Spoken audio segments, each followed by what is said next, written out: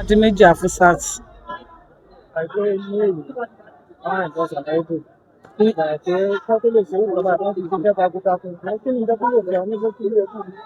Honorable jẹ́ èèyàn gidi. Ó jẹ́ ká mọ nǹkan tó ń ṣẹlẹ̀ ní Àbújá. Torí gbogbo àwọn tó ti lọ. A mọ̀ pé nǹkan tó yẹn wà l'Àbújá. Wọ́n ń tàn wá ni. Nígbà tó di honorable, tán wọlé first time, wọ́n ṣe poverty alleviation fún wọn. Àwọn tó kọ́ṣẹ́ tailor, wọ́n fún wọn ní machine. Àwọn hairdresser, wọ́n fún wọn ní hairdresser. Wọ́n pín kórópè, wọ́n fún àwọn chief imam ní mọ́tò. Àwọn pastor, àwọn can, wọ́n fún wọn ní mọ́tò. Àwọn tó ń de òkun, wọ́n fún wọn ní engine. So wọ́n jẹ́ ká mọ nǹkan pé nǹkan wà l'Àbújá. In fact, pé honorable lọ sí Àbújá, a regret ẹ̀ rárá. Àwọn èèyàn ti ń lọ tá mọ nǹkan tó ṣẹlẹ̀. Ọ̀tẹ̀ tí Prince Bayo Balogun la mọ nǹkan tó wà l'Àbújá. A dẹ̀ dúpẹ́ gidigidi lọ́wọ́ wọn. Tí ẹni ọmọ Ibeju-Lekki tó bá dé ọ̀dọ̀ Bayo, òun nídìí nǹkan báyìí lẹ́sẹ̀kẹsẹ̀, kò ní sọ́lẹ̀ méjì, ó ti ṣe fún wọn. Kò sí nǹkan tá a fẹ́ tá a ṣe fún wọn. In fact, a fẹ́ wọn gidi. Second time wọn yìí náà, ó pọ̀, wọ́n pín márúwá fáwọn èèyàn. Wọ́n wá àwọn ọmọ tó jẹ́ pé ó kù díẹ̀ káàtó fún wọn, pín márúwá fún wọn kó fi máa ṣiṣẹ́ instead of tán máa wùwà willigans. Wọ́n fún wọn márúwá tán fi ń ṣiṣẹ́. Wọ́n fún àwọn èèyàn freezer, wọ́n kọjá lóríṣiríṣi. Wọ́n ibi tí school ti tẹ́ wa, wọ́n ṣe school sí Solu Aládé tó sì school ńbẹ̀, wọ́n ṣe school, wọ́n gba teacher, wọ́n ṣe gbogbo ẹ̀. Wọ́n bá àkàìmọye school tán ṣe, tán ra kọ̀ǹpútà fún, tán ṣe kí lorúkọ ẹ̀ síbẹ̀, tán ṣe chair, wọ́n pín textbook, tán pín kọ̀ǹpútà sínú school, wọ́n lè máa rí ẹ̀rọ fáwọn tó ń lọ ta. Thank you. Àwọn tó ń lọ ta náà wọ́n ṣe ẹ̀rọ fún wọn. So Prince Bayo Balogun jẹ́ èèyàn gidi ní Ibeju-Lekki. In fact, inú wa dùn wọ́n ètò ń padà lọ. Ìyàwó èèyàn ni ìfún kò hun àwọn gangan padà láwọ èèyàn la sọ pé sẹ́ẹ̀ ó máa tó padà látàrí nǹkan dáadáa tí wọ́n ṣe fún wa. Kí ni àmọ̀ràn yín fún àwọn ará Ìbẹ̀jú nípa election tó bọ̀ lọ́dọ̀ Bayo Balogun? Kò sí nǹkan tí mo fẹ́ sọ pé Bayo Balogun ti fún ara rẹ̀, ó ti ṣiṣẹ́ ara ẹ̀ lẹ́ọ̀rẹ́dì. Gbogbo wọn yóò láìkì ẹ̀, wọ́n máa ṣiṣẹ́ fún. Àmọ́ ọmọ ní pé kí wọ́n ṣiṣẹ́ fún, kán tún débẹ̀ tó kán lè tún jẹ oyè sí. Because kí lorúkọ ẹ̀, oyè tán wà sí wọ́n mọ̀ wọn kárí ayé ni. Gbogbo èèyàn ló mọ̀ wọn tí gbogbo wọn dẹ̀ ń rí i. Lẹ́nujọ́ mẹ́ta President Tinubu gan pàápàá wọ́n invite wọn látàrí iṣẹ́ gidi tí wọ́n ń ṣe. Tí àwọn èèyàn dẹ̀ sọ pé kí wọ́n lè padà síbẹ̀ ká lè tún jẹ àǹfààní tó ju èyí tá ti ń jẹ tẹ́lẹ̀ lọ. Ọba Adimiji Afusat.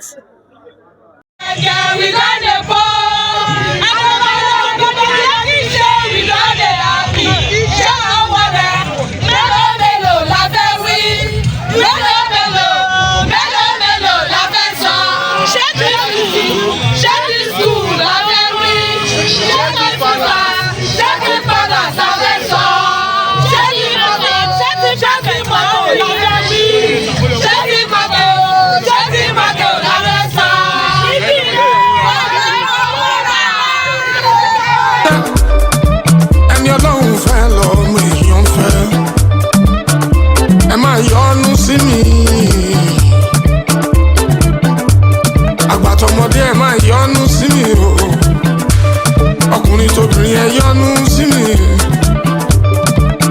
ẹni bá yọ́nú sí mi ṣọ́jú ìyọ́nú Ọlọ́run ọba, ìyọ́nú Ọlọ́run. Orúkọ mi ni Honorable Mojeed Fatai Adebola. I represent Ibeju-Lekki Constituency 1 at Lagos State House of Assembly.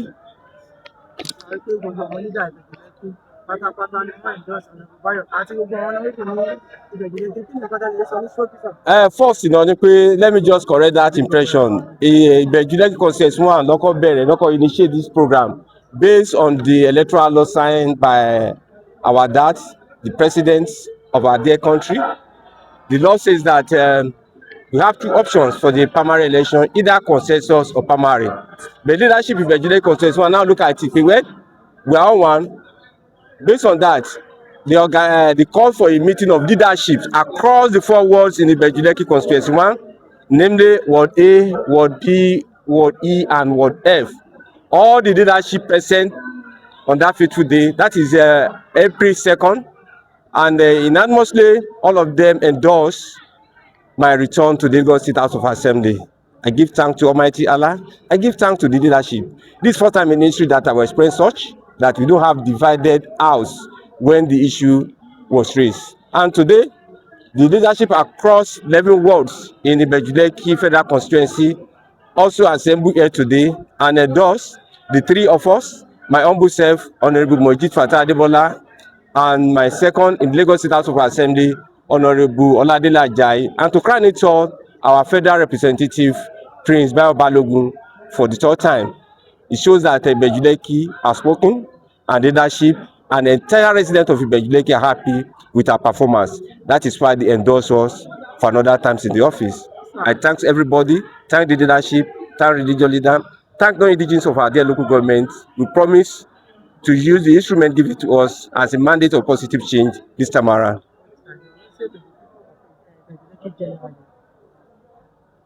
My message for them, now the leadership have done their own.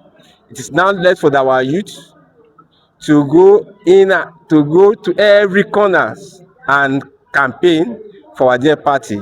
And we promise this time around that Ibeju-Lekki, we are going to be within first five in the Lagos State.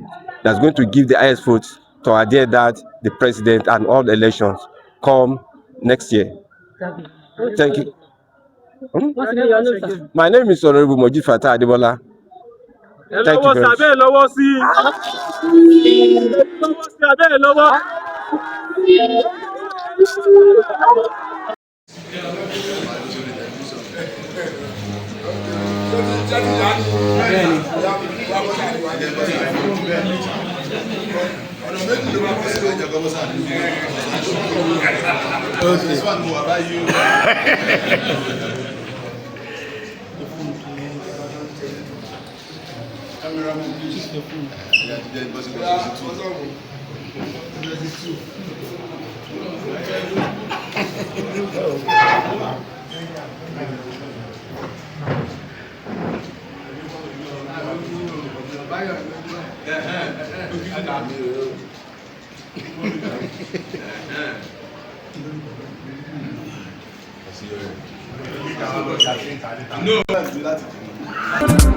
Èèyàn bá yan lẹ́ẹ̀dá ohun burúkú a máa yọ ọ̀rú wọn ṣe ni.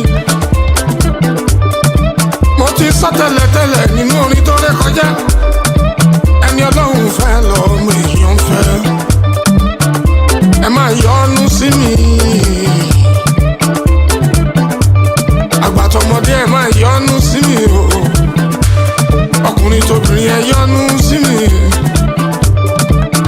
Ẹni bá yọ́nú sí mi.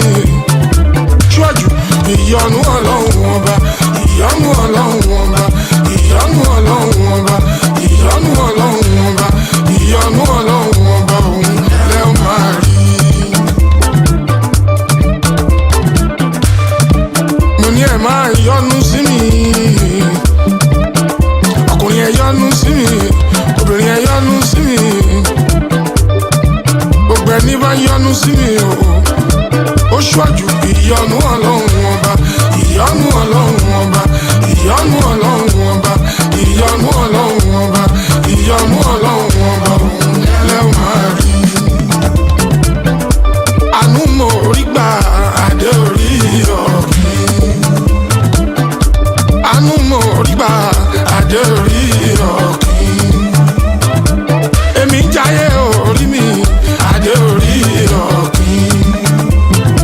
Kìdá ṣe mímọ́ ṣe adé orí ọ̀gbìn. Kì má dá ṣe mímọ́ ṣe adé orí ọ̀gbìn. Àánú mo rí gbà adé orí ọ̀gbìn. Honorable Prince Bayo Balogun, member representing the Ibeju-Lekki Federal Constituency in the House of Reps and the Olori Omoba of Ibeju land.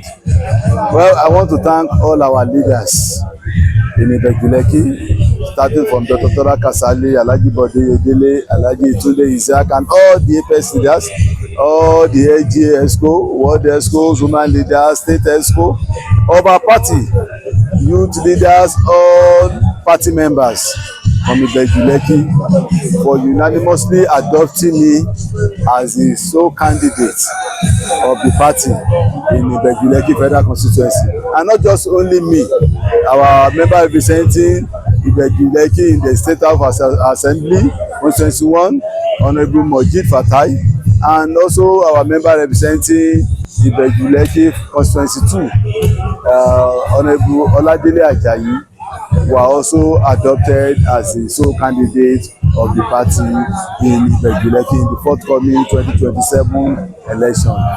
We are so happy for this gesture.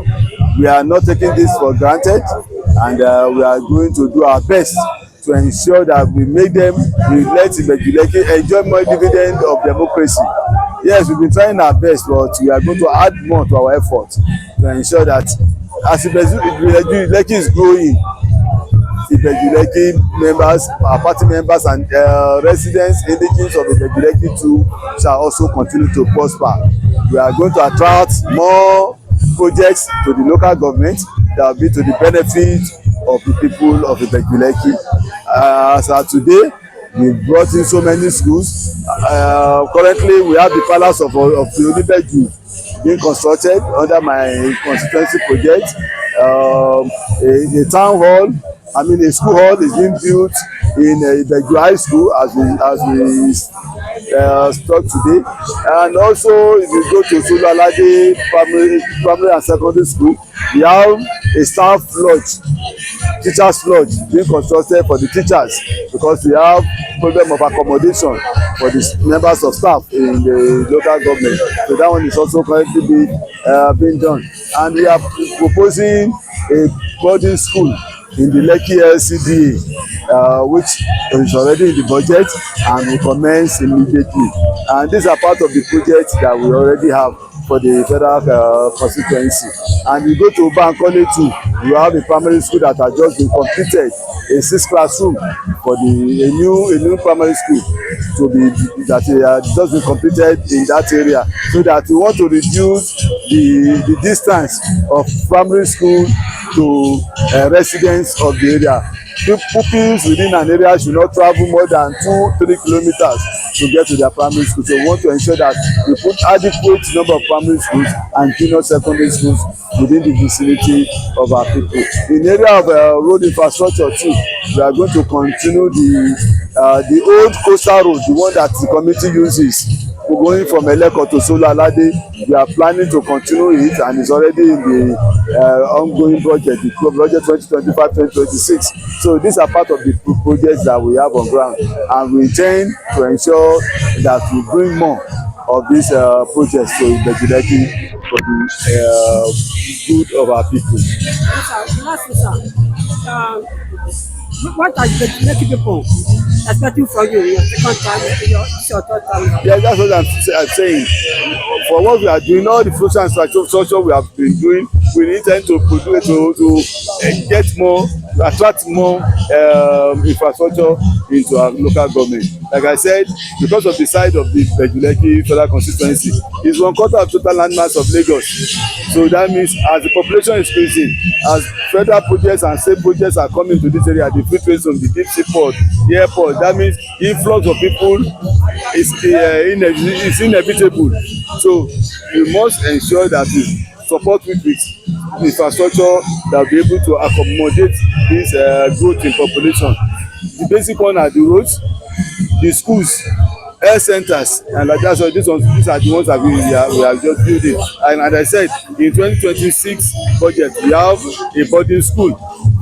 That will be the first boarding school in Ibeju-Lekki, and which is going to be in Lekki LCDA. Because we intend to have a spread of these projects, and we are also building markets for our people that we are giving them free of charge. We just completed one in Eleko. The one in Awoyaya is about starting, and by the end of 2028, we want to ensure that at least one market will be built in every ward, so that, and these markets are being given to our people free of charge. So these are the areas with which we want to meet the challenges of the removal of fuel subsidy that is actually impacting our people.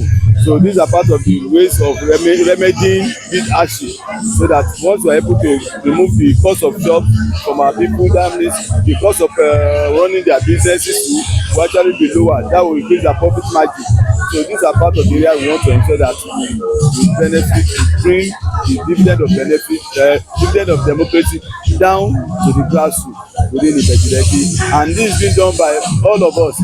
Myself at the federal level, the assembly members at the state, and the local government chairman too in Ibeju-Lekki, both the chairman of Ibeju-Lekki local government and the Lekki LCDA.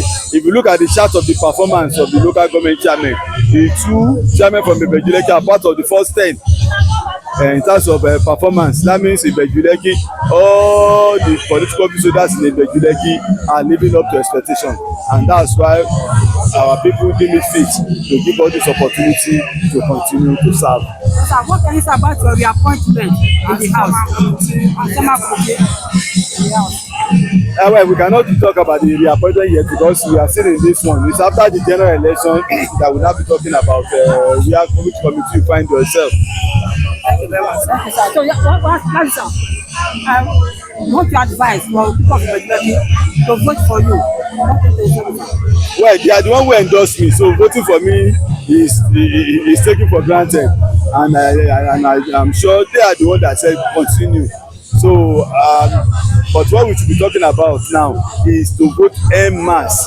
It's not just to win; it's to win convincingly, because the vote of Asiwaju to their president will be on that day. So we don't just want to win and say we have won. We want to win to ensure that even if there's deficit anywhere, Ibeju-Lekki vote will be part of the one they will use to counter any deficit that we have any other part of the state or any part of the country. So we must ensure that we aim at 80-90% of votes that we have, and we are also mobilizing people because most of the time, during election, the total vote is not usually more than 30%. Our target is to reach 60-70% of total vote registered within the area, so that we'll be able to say yes, not that we have just won, we are winning convincingly. During the last election where we lost some areas in Lagos State, we won convincingly in the last election too. That's why the challenges we had during the last one. So, and those challenges are no longer there. The students that were aggrieved last dispensation are no longer there. The federal government is now giving them NEL fund, giving them stipends. So the government is now doing so much to ensure that the confidence of the people is actually restored. So I don't think we have anything to fear. That the biggest ordeal is the primaries which have been resolved, and going to the general election, we are expecting 60-70% of the total vote for Asiwaju Bola Ahmed Tinubu and all myself and all other elective posts that we have in the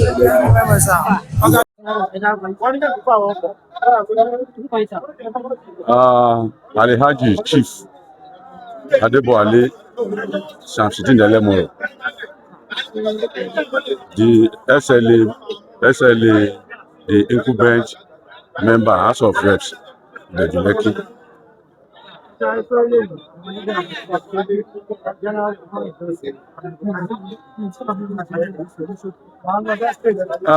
Yes, etí àwọn aṣáájú wa ń ṣe lénìí, ó jẹ́ nǹkan ìwúrí àkọ́kọ́ ń bẹ̀ nìyẹn, nítorí pé kí ni Honorable Bayo Balogun ó jẹ́ ọmọ takuntakun, ó jẹ́ aṣojú rere fún gbogbo agbègbè Ibeju-Lekki ní Àbújá, tó lè ti ṣe takuntakun. Nínú takuntakun ẹ̀ náà ni àwọn aṣáájú, àwọn leaders wa lọ́n rí lénìí tó ń sọ pé àwọn máa ṣe kí ni, àwọn máa tún fún láyè kó tún lọ lẹ́ẹ̀kan sí. So a dúpẹ́ lọ́wọ́ wọn gidi gan. Àmọ̀ràn mi fún gbogbo ọmọ Ibeju-Lekki, gbogbo wa ti rí ẹnikẹ́ni tó bá jẹ́ ọmọ Ibeju-Lekki tí a bá rán pé kó lọ ṣe aṣojú fún wa, kó rí pé ó sapá, ó kópa, ó mú ìdàgbàsókè wọ̀lú, ó ṣe takuntakun bí Honorable Bayo Balogun ṣe tó fi di pọ́n tó sọ pé máa nìṣó a wà lẹ́yìn ẹ̀. So gbogbo àwa tá jẹ́ ọ̀dọ́ náà a lè ríro àǹfààní bẹ́ẹ̀ tó bá di ọjọ́ ọ̀la. Ṣókísà, kí ló sọ nípa endorsement ló ṣe lọ́rùn? Ohun tó ṣẹlẹ̀ nípa endorsement gbogbo ala ti fojú rí nǹkan takuntakun tí Honorable Bayo Balogun ti ṣe. Empowerment ni, project ni, development ni, oríṣiríṣi bẹ́ẹ̀ ló ti ṣe láti gbé àdúgbò Ibeju-Lekki lárugẹ. Tẹ́ bá tún wò ó sìn, ẹ rí pé iṣẹ́ tí wọ́n gbé lọ́wọ́ nílùú Àbújá gẹ́gẹ́ bí chairman Electoral Matters Committee, ẹ rí pé ó tún ṣe takuntakun, yí pàápàá pẹ̀lú nǹkan tó wú àwọn aṣáájú, àwọn leaders wa lórí, tí wọ́n fi ní kó máa nìṣó. So endorsement yìí ó jẹ́ ohun ìwúrí fún gbogbo wa, so Ọlọ́run á dẹ̀ tì lẹ́yìn á máa ṣiṣẹ́ náà nìṣó. èmi ni Alhaji Chief Adébọ̀wálé Shamsuddin Ẹlẹ́mọ̀rọ̀. ẹni bá yọ́nú sí mi ṣíwájú ìyọ́nú Ọlọ́run ọba, ìyọ́nú Ọlọ́run ọba, ìyọ́nú Ọlọ́run ọba, ìyọ́nú Ọlọ́run ọba, ìyọ́nú Ọlọ́run ọba, òun lẹ́ ó máa rí. mo ní ẹ máa yọ́nú sí mi, ọkùnrin ẹ yọ́nú sí mi, obìnrin ẹ yọ́nú sí mi, gbogbo ẹni bá yọ́nú sí mi ó ṣíwájú ìyọ́nú Ọlọ́run ọba, ìyọ́nú Ọlọ́run ọba, ìyọ́nú Ọlọ́run ọba, ìyọ́nú Ọlọ́run ọba, ìyọ́nú Ọlọ́run ọba, òun lẹ́ máa rí.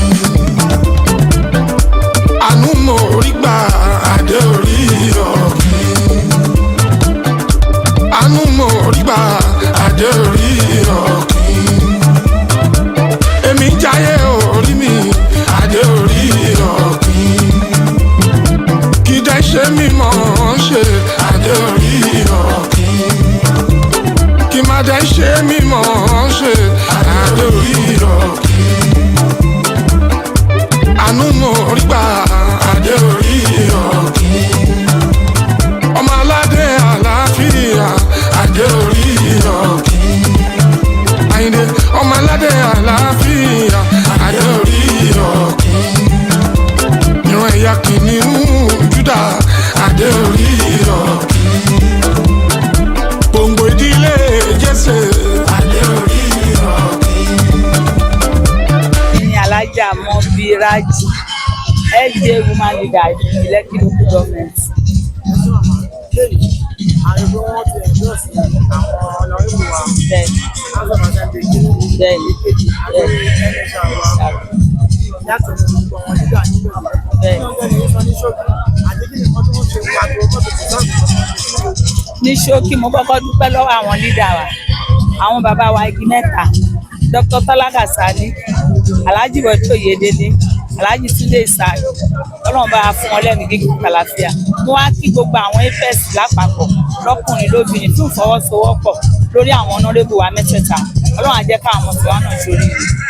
So ní ìgbìyànjú tí wọ́n gbìyànjú, MHR àwọn gbìyànjú púpọ̀ Ibeju-Lekki lọ́kùnrin lóbìnrin, àìmọye empowerment tí wọ́n mú wá fún àwọn obìnrin, fún àwọn ọkùnrin, fún àwọn ọmọ skul, fún àwọn iléeṣẹ́ pọ̀ rẹpẹtẹ, ìròyìn ìfàfojú tó bá dé tó lè sọ.